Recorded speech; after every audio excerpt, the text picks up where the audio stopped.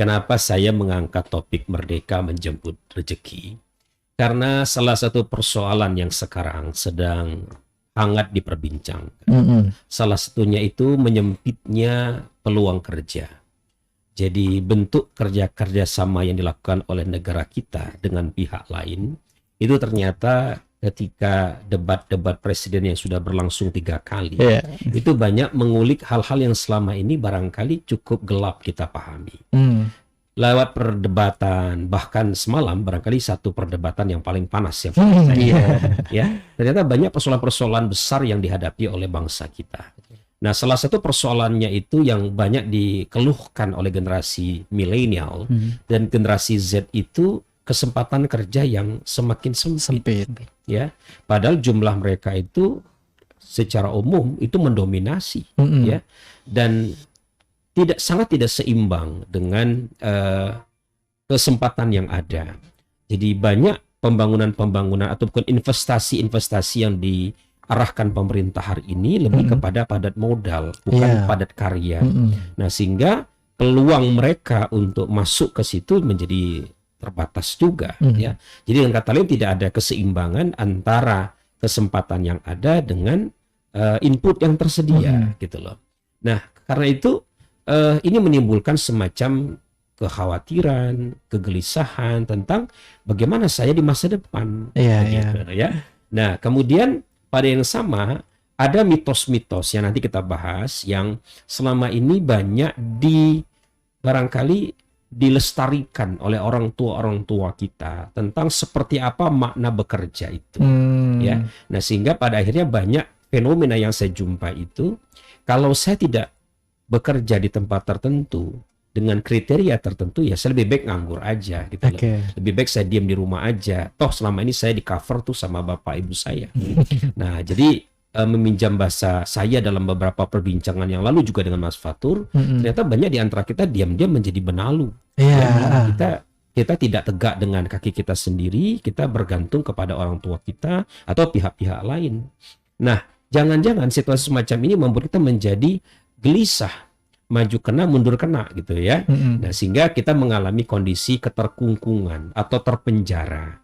Padahal ketika kita sudah selesai sekolah, selesai perguruan tinggi, maka tentu saja impiannya kan bekerja, menjemput rezeki, gitu ya. Nah, maka di situ diperlukan satu sikap, satu mindset yang betul, bagaimana kita menyikapi realitas yang ada sekarang. Sebelum saya masuk ke Company of Fun, ya, saya pengen masuk dulu kepada kiat, ya, atau semacam tips kearifan, ya, dari Imam Ali tentang bagaimana kita sebenarnya membangun relasi dalam kehidupan kita agar kita ini jadi orang yang merdeka. Jadi orang merdeka itu kan asik, ya. Jadi orang terjajah itu kan tidak asik. Ya kan? Benar. Nasihat beliau sangat sederhana, tetapi bagi saya ini menjadi spirit yang melandasi sikap kita untuk meraih kemerdekaan dalam menjemput rezeki itu. Kata beliau, berbuat baiklah kepada orang yang engkau kehendaki, maka niscaya engkau menjadi rajanya. Mintalah kepada orang yang engkau kehendaki, niscaya engkau menjadi budaknya. Dan cukuplah dalam meminta kepada orang yang engkau kehendaki, niscaya engkau menjadi saingannya. Nah, ini menarik menurut saya, ya. Bayangin, itu dikatakan oleh seseorang yang hidup 1400 tahun yang lalu, gitu, ya. Dan bagi saya itu sangat relevan untuk kita gunakan hari ini. Yang hari ini terjadi, ya, kita itu banyak berada pada posisi kedua, di mana kita ini menempatkan diri sebagai pihak yang meminta-minta kepada orang lain. Sehingga kita menjadi budak, ya, menjadi budak. Bentuk perbudakan itu tentu berbeda dengan zaman dulu, ya. Perbudakan itu misalnya hari ini yang sering saya jumpai, ada orang yang bekerja sekadar asal bekerja, asal dapurnya mengepul, asal keperluannya terpenuhi, asal hal-hal yang dia perlukan untuk kelangsungan hidupnya itu terjamin, ya.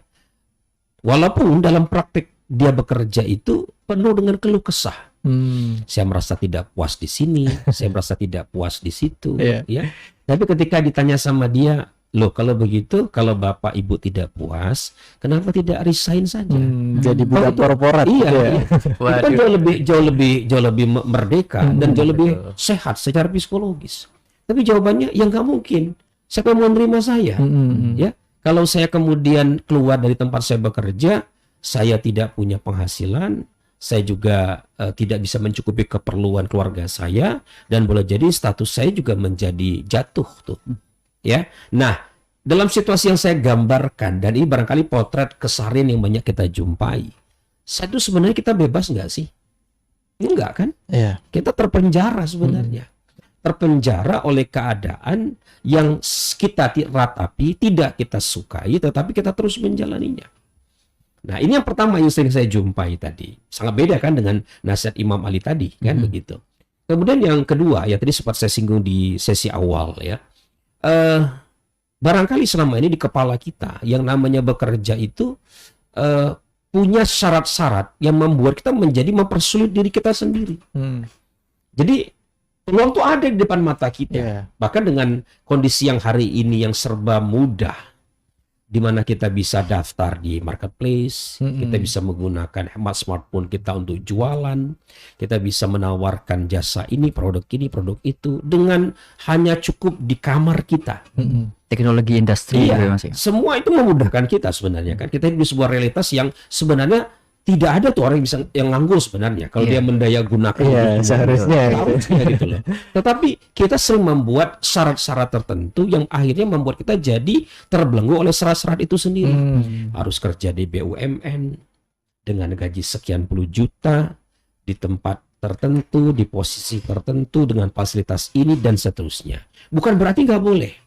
Berarti nggak boleh. Cuma persoalannya yang menginginkan posisi itu juga bukan hanya kita. Gitu. Iya, betul. Iya kan? Iya. Satu posisi barangkali ada 70 orang yang menginginkannya. Atau yang lain misalnya yang masih hari ini masih tetap populer, kepengen jadi seorang ASN. Ya. Padahal kita tahu bahwa APBN negara kita berat sekali untuk membiayai apa namanya ASN hari ini kan. Bahkan kemarin sempat disinggung oleh di debat Capres itu, TNI polisi baru 3 kali mengalami kenaikan gaji, gitu ya. Nah, bahkan sebelum saya berangkat ke sini, saya dapat cerita dari istri saya. Dia punya murid. Muridnya ini bermimpi kepengen jadi tentara. Ya. Ditanya oleh istri saya, gimana Mas mau jadi tentara? Kata ayahku, nggak usah. Loh kenapa? Kata istri saya, gajinya kecil. Gitu ya. Nah, jadi dialog yang jujur dari anak ini kepada istri saya sebagai gurunya itu menggambarkan bahwa di luar kita memang ada fenomena semacam ini. Banyak orang-orang yang nampaknya merdeka tapi pikiran terkungkung oleh syarat-syarat yang dia buat-buat sendiri gitu loh. Nah, sehingga kembali pada penjelasan saya di awal tadi itu, kita lebih memilih untuk tidak bekerja atau jobless tadi, atau malah jadi benalu ketimbang kita berkarya dengan apa yang ada, apa yang kita miliki, ya kan? Dan ini sebenarnya jauh lebih merdeka ketimbang kita menjadi orang yang menuntut kriteria-kriteria terpenuhi dulu baru kemudian kita mau jalan gitu loh ya. Nah, ini yang membuat kita pada akhirnya menjadi pribadi yang terkukung, pribadi yang tidak memiliki kebebasan ya. Nah, karena itu sahabat MQ yang berbahagia, kalau Anda dalam 2 potret yang saya gambarkan ini, maka sejatinya Anda dalam kondisi tidak merdeka. Anda terpenjara gitu ya.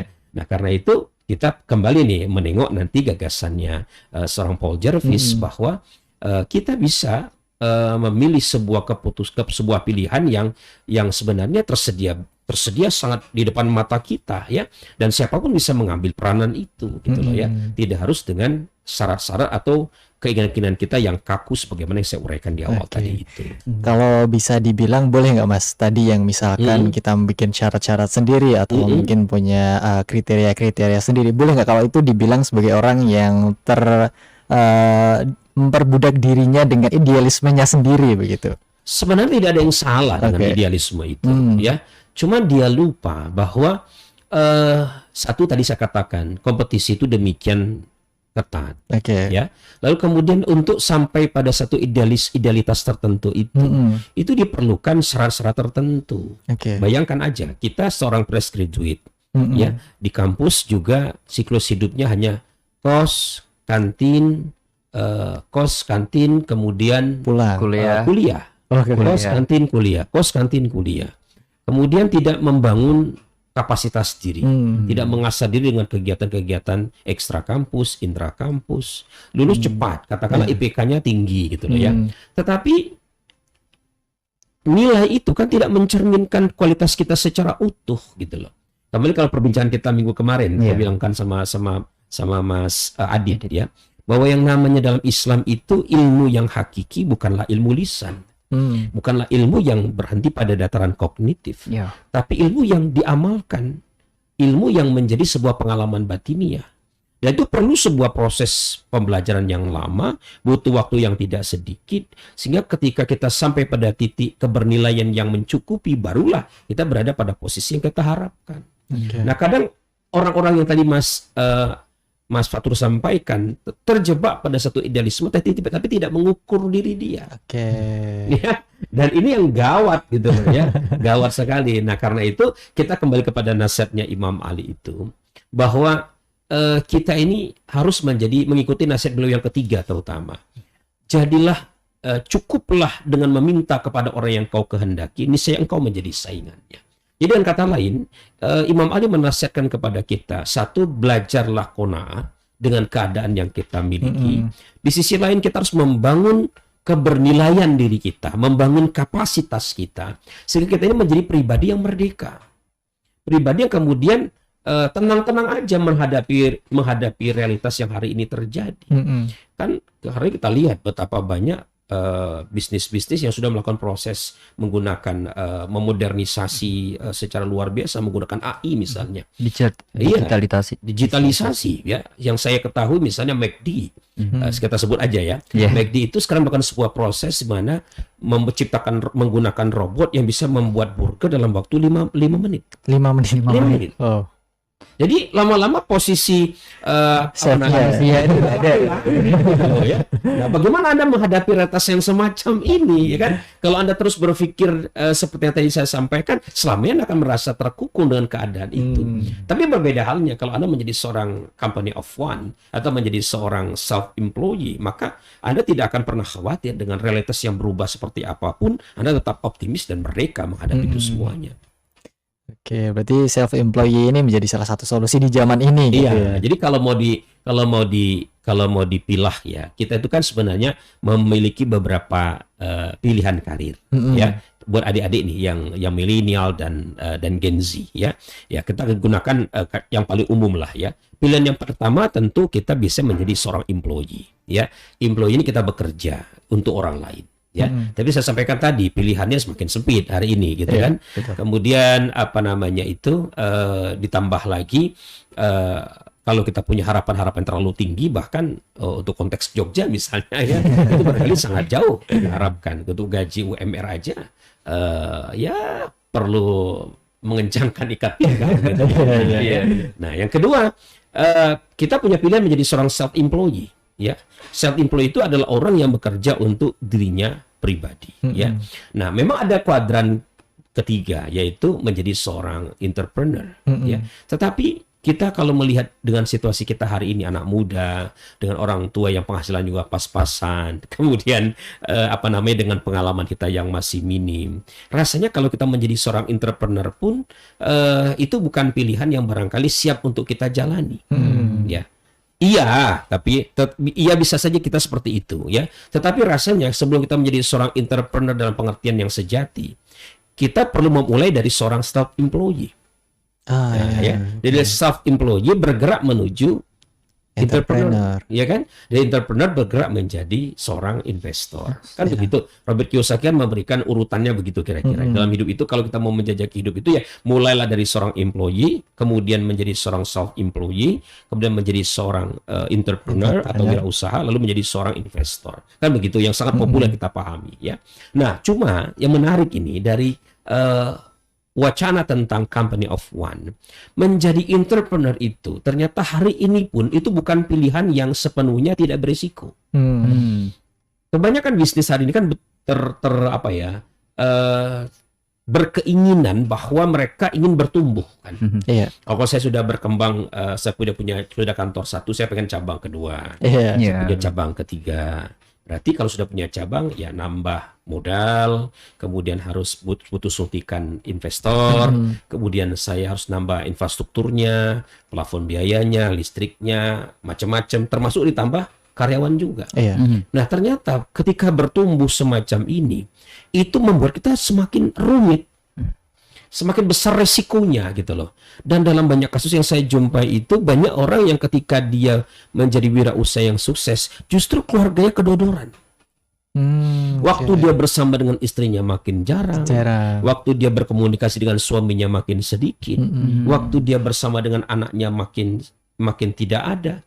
Ya, jadi makin bertambah kekayaannya, makin bertumbuh bisnisnya, makin berkurang tingkat kebahagiaannya. Berarti ada yang dikorbankan. Iya, yang dikorbankan gitu loh ya. Wah. Nah, maka Company of One yang disampaikan oleh Paul Jarvis itu bahkan menyarankan kita sebagai pribadi harus memiliki yang namanya angka cukup. Angka cukup. Ya, jadi kalau kita mau menjalani kehidupan dengan bahagia, maka kita harus memiliki sebuah kendali bahwa pada titik penghasilan sekian saya merasa cukup, gitu ya. Jadi ini kembali kepada filosofi kebahagiaan kita. Tiap orang beda-beda filosofi kebahagiaan ya. Bagi saya yang namanya kebahagiaan itu ketika saya bisa balance antara karir saya sebagai seorang motivator dengan keluarga saya. Ya, saya tidak mau dong saya dikenal publik sebagai seorang motivator, seorang inspirator, ceramah sana, ceramah sini, tapi keluarga saya kedodoran, anak saya kemudian tidak terus dengan baik, kata orang Jawa kapiran gitu loh ya. Saya nggak mau.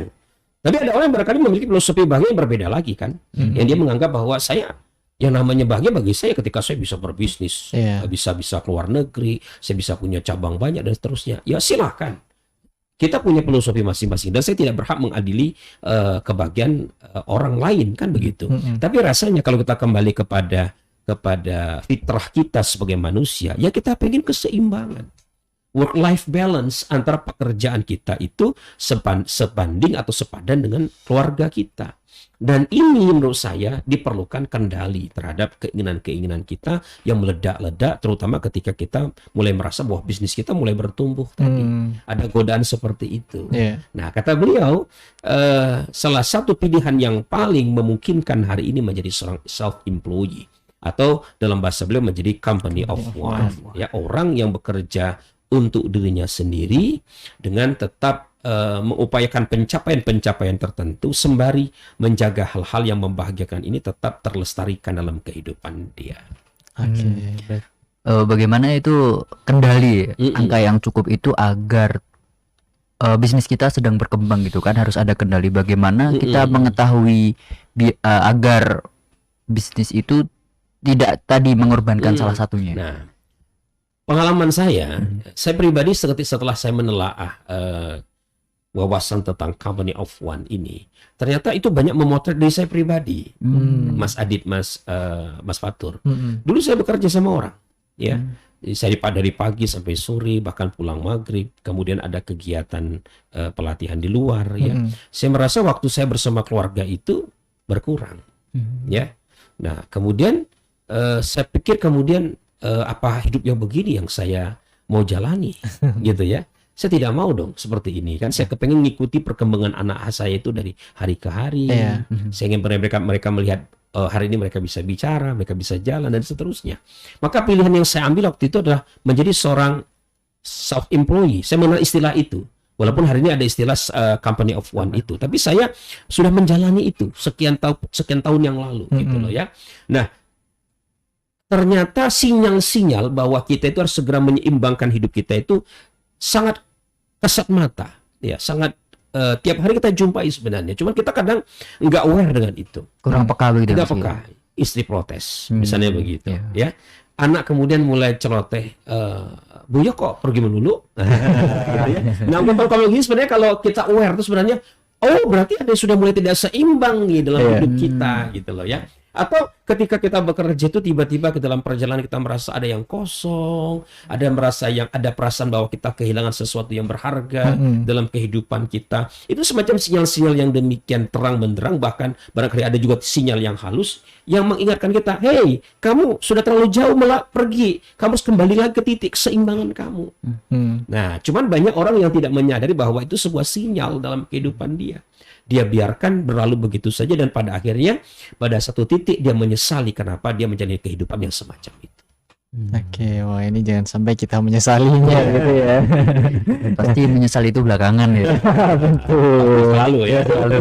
Oke, nah terkait self employee ini Mas Kiki, kadang kita sebagai orang gitu ya pengen banget untuk seperti yang Mas Kiki katakan tadi, seimbang antara pekerjaan kemudian keluarga. Nah, kemudian gimana caranya kita itu mengukur diri kita bahwa kita ini siap untuk self employee gitu, karena kadang butuh apa ya, kayak ada di situ kerja sendiri harus disiplin secara pribadi gitu. Nah itu gimana Mas Kiki? Nah ini juga yang harus saya ingatkan ya, berani itu kan ditandai dengan kemampuan, salah satunya itu kemampuan mengantisipasi resiko, mengantisipasi kalau kegagalan itu terjadi.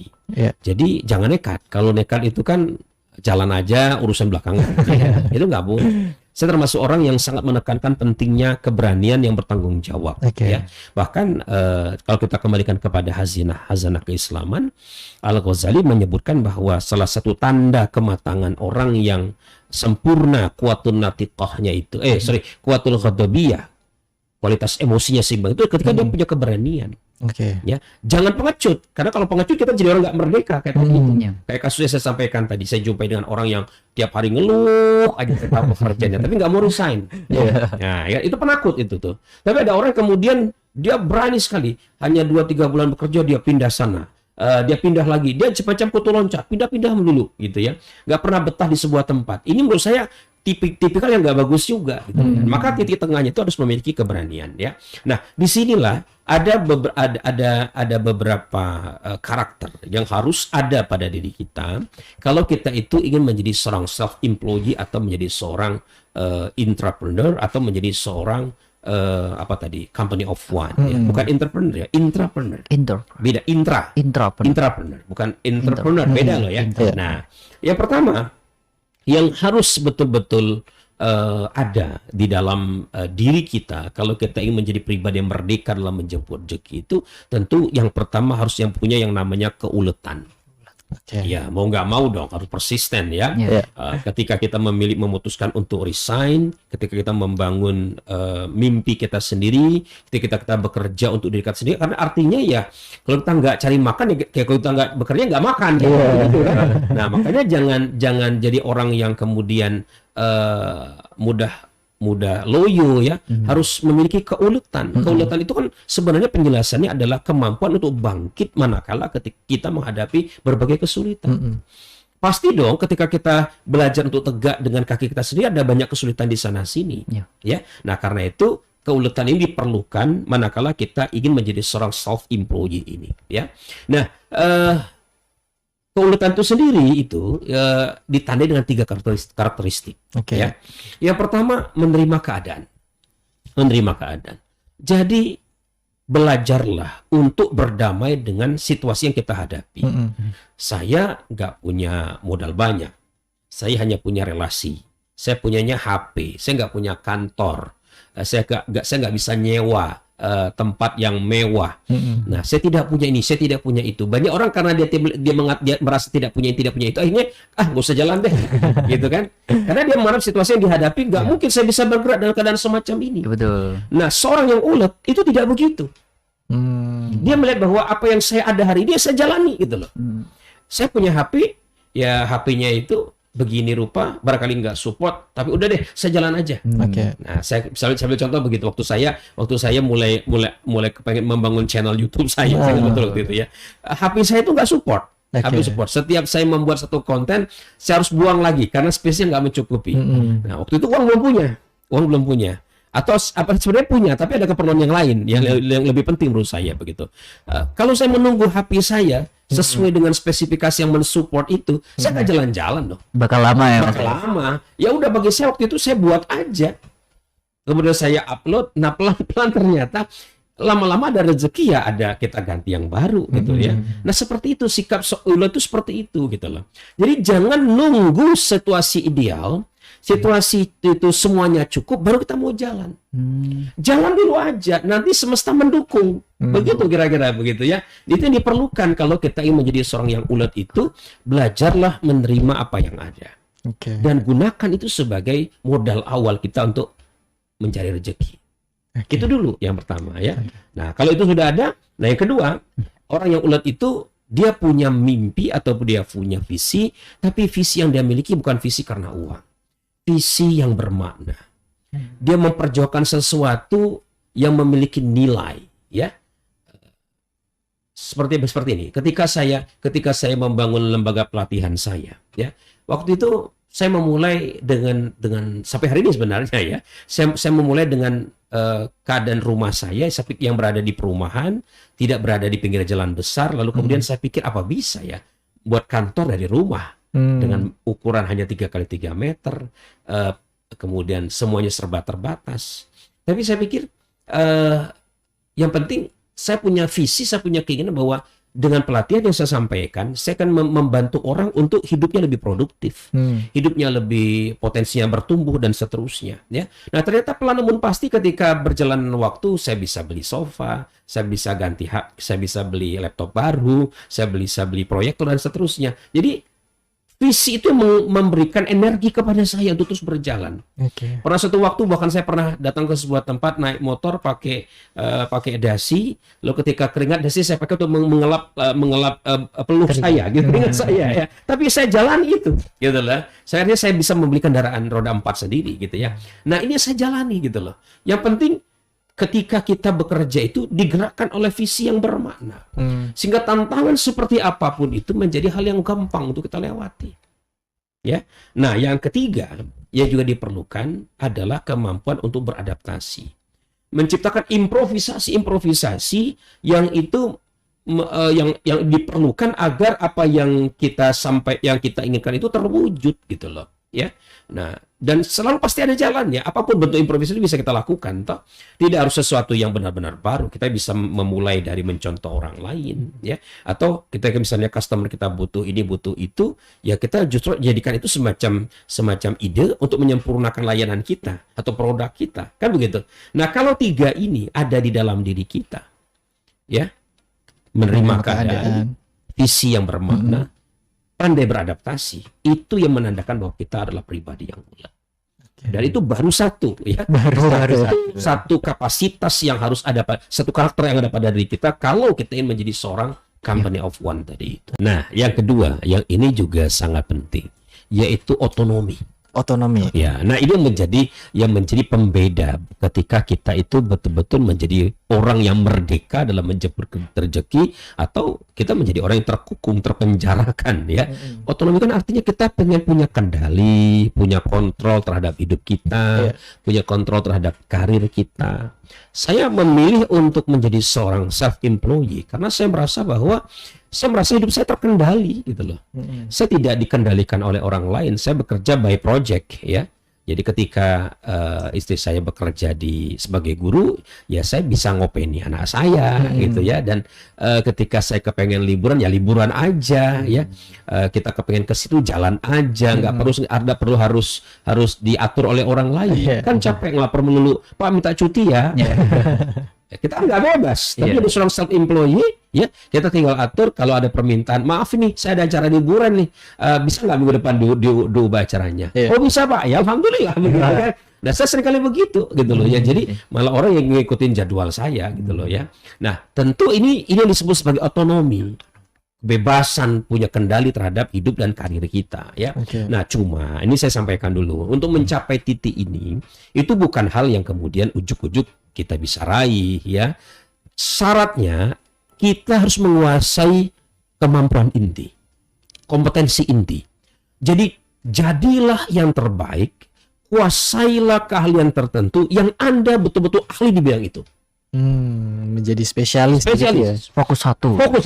Anda harus benar-benar jago di satu bidang. Terserah bidang apa aja. Penjualan jago bener, jangan setengah-setengah. Kalau Anda pengen jago di marketing, jago bener di marketing.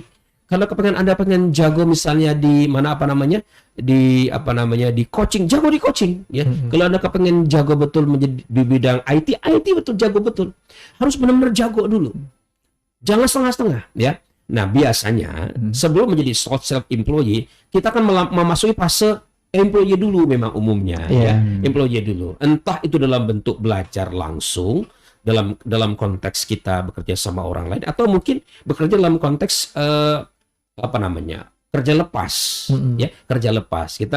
Nah, selama kerja lepas atau sama orang itu, jadilah spons. Serap semua apa yang kita dengar, kita lihat, kita alami itu sebagai sebuah pembelajaran. Serap betul. Saya dulu butuh waktu 5 tahun nyantrik sama guru saya, direktur saya, bagaimana cara membawakan pelatihan, cara ngomong, cara menghadapi situasi yang tertekan. Itu saya belajar dari beliau. Saya lihat, saya ikuti, oh begini triknya, begitu caranya. Dan setelah 5 tahun saya selesai. Saya merasa bahwa saya sudah selesai nyantri. Saya sudah bisa jadi kiai sendiri. Kira-kira begitu. Ya. Nah itu diperlukan. Tetapi ingat, di samping keahlian inti itu tidak berdiri sendiri. Anda harus memiliki yang ditopang oleh kemampuan-kemampuan lain, ya, yaitu sifatnya mendukung Anda untuk menjadi orang yang memiliki otonomi. Kita harus belajar misalnya penjualan, kita harus belajar marketing, kita harus belajar tentang memanage sebuah kegiatan atau proyek, ya. Ditambah lagi yang harus juga tidak kalah penting, menjaga retensi konsumen. Retensi. Membuat mereka loyal sama kita, setia sama kita. Makanya kenapa saya membangun channel YouTube saya. Kemudian kalau sudah saya bangun, saya akan share itu di grup atau kepada orang-orang yang saya sebut kingpin, pengambil keputusan yang itu mereka punya kewenangan untuk memutuskan menggunakan jasa saya atau tidak. Saya bagikan itu. Saya hanya bagikan aja channel saya dan mereka senang. Terima kasih Pak Kiki sudah mengirimkan ini, bermanfaat sekali, bagus sekali gitu ya. Nah, ya begini kan ringan sebenarnya.